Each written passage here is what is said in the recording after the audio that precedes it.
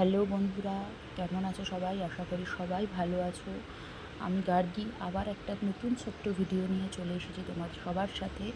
এখন আমি আমার বরের কাছে আহল্যানগরে এসেছি। আগামী 1 মাস এখানেই আছি। এখন একটা নতুন এই 1 মাসের জীবনযাত্রাটা একটু অন্যরকম। নিজের শহর থেকে দূরে অন্য রকমভাবে জীবন কাটাচ্ছি।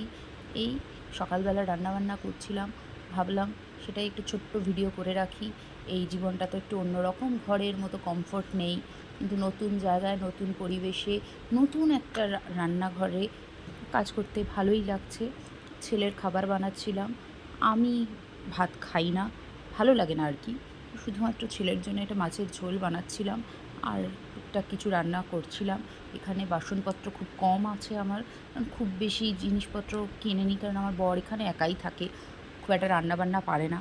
আমি ওকে ভিডিও কলে রান্না শিখিয়েছি লাস্ট 3 মাস ধরে, কাজ চালানোর মতো করে নিচ্ছে। আমি আছি, আমি এখন একটু রান্নাবান্না করছি।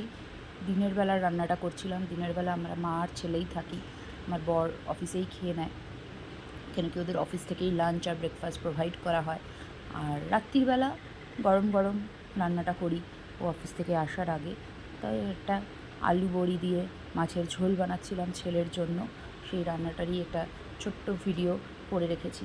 আর কিছুই না, এই ছোট্ট ছোট্ট ক্লিপগুলো যদি থেকে যায়, পরে কখনো ইচ্ছে হলে এই দিনগুলোকে আবার ফিরে দেখতে পারবো, সেটাই শেয়ার করলাম আর কি সবার সাথে।